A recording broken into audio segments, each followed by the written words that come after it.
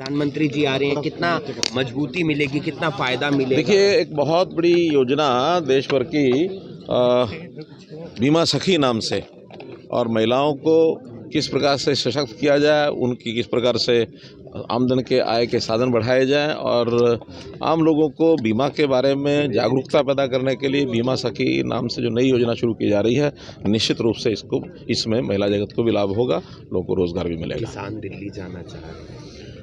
किसान दिल्ली जाना चाह रहे हैं तो उनको जाने से रोका किसी ने नहीं, लेकिन जाने का एक तरीका होता है। ये इस प्रकार के प्रदर्शनकारी तरीके का कोई लाभ नहीं है करने का।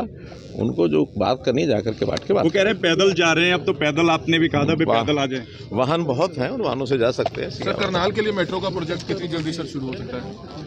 अभी बहुत जल्दी RRTS की जो क्लियरेंस है वो मिलेगी, और उसके बाद मुझे लगता है निश्चित समय उसको शुरू कराया जाएगा। सर, आप द्वारा सर अंतर्राष्ट्रीय स्तर पर कहीं ना कहीं गीता जयंती का महोत्सव जो है वो शुरू किया गया था 2014 के बाद, तो कैसा मानते हैं सर, लगातार वो अंतर्राष्ट्रीय स्तर पर बहुत बढ़िया लेवल पर मनाया जाता है सर? देखिए, दुनिया भर में गीता का महत्व इस कार्यक्रम के 2016 के बाद शुरू होने के बाद निश्चित रूप से पता लगा है। मॉरिशस हो, UK हो, ऑस्ट्रेलिया हो, बहुत देशों में, और अब डिमांड भी आ रही है लगातार कि गीता के इस प्रकार के जो महोत्सव के कार्यक्रम हैं वो बाकी जगह भी मनाए जाएं।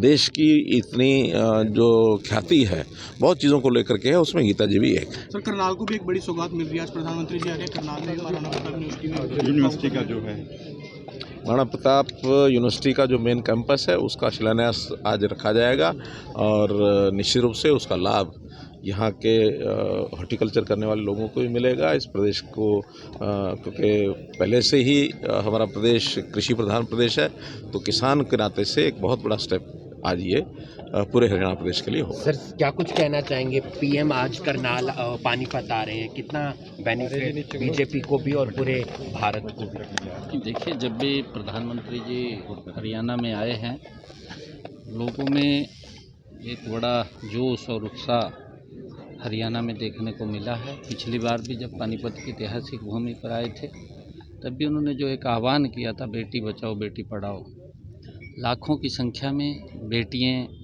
उस आह्वान से बची हैं, और जो योजनाएं बनी हैं कि बेटियां किसी के ऊपर निर्भर नहीं हैं, वो आत्मनिर्भर हैं, उसको लेकर के हमारी सरकार ने, डबल इंजन की सरकार ने मजबूती से बेटियों के हित में काम किया है। आज बड़ी दूसरी योजना लॉन्च करने के लिए आदरणीय प्रधानमंत्री जी आ रहे हैं, और उस योजना का भी महिलाओं को बड़ा लाभ मिलेगा, रोजगार का साधन खड़ा होगा, और हमारी महिलाएं सशक्त होंगी, मजबूत होंगी।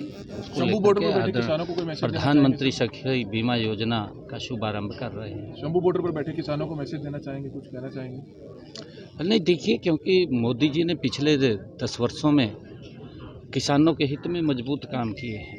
उनकी चाहे फसल की सुरक्षा की बात हो, चाहे उनके MSP लगातार देने की बात हो, लगातार किसानों को मजबूत और सशक्त करने का धीरे धीरे काम ये हमारी नरेंद्र मोदी की सरकार कर रही है। चाहे प्रधानमंत्री किसान सम्मान निधि, उसका हेतु यही है कि किसान के खर्चे कम हो, उसकी इनकम बढ़े और किसान मजबूत हो। उसको लेकर के निरंतर सरकार काम कर रही है, और ये पहली बार है कि किसी सरकार ने इतने कदम किसानों के हित में उठाए हैं। जो लोग किसानों के नाम के ऊपर राजनीति कर रहे हैं, चाहे वो कांग्रेस पार्टी है या कोई अन्य दल है, उनको अपने गिरेबान में भी झांक करके देखना चाहिए, तब दूसरे के ऊपर उंगली उठानी चाहिए। किसानों को मजबूती से करने का काम ये सरकार कर रही है। कांग्रेस के ऊपर भारी है बावरिया जी, उन्होंने खुद कहा है कि हार की जिम्मेवारी भी ली, और कहा है कि 10-11 सीटों पर लेट ली है, उन्हें जल्दी ले लेनी चाहिए थी, लेट ली है।